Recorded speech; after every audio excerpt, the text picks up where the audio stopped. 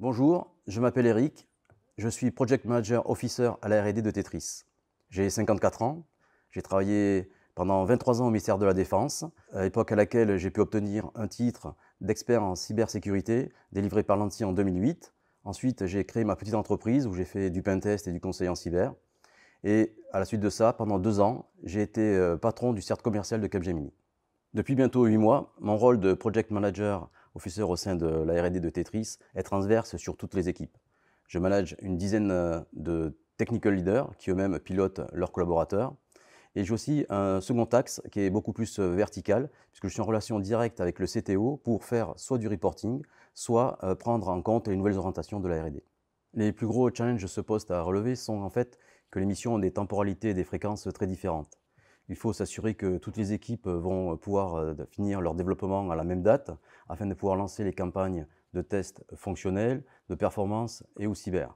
Et en même temps, il faut aussi penser à la future release qui va venir tout en assurant le suivi de la production pour nos clients.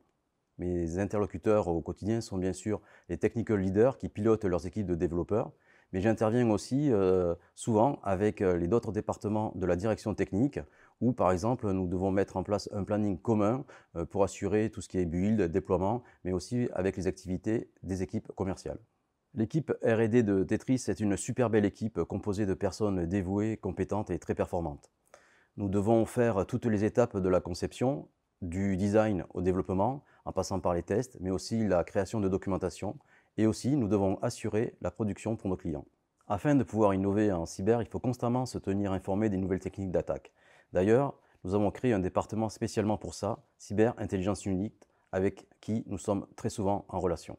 Si un candidat souhaite postuler pour la R&D, il faut qu'il sache que les qualités requises pour être technical leader, product owner ou encore développeurs ne sont pas du tout les mêmes.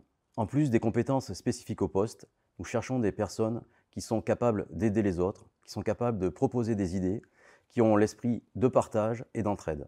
Posséder un soupçon d'autonomie et d'organisation, c'est un plus, et avoir une appétence pour la cyber n'est pas obligatoire, mais ça peut aider. Passion, adaptabilité, équipe, je pense que ce sont 3 mots très importants pour travailler chez Tetris. Ce qui me motive le plus pour venir travailler chez Tetris, c'est qu'il y a des personnes constructives et bienveillantes. Et ce que nous produisons a un sens pour lutter contre la cybercriminalité.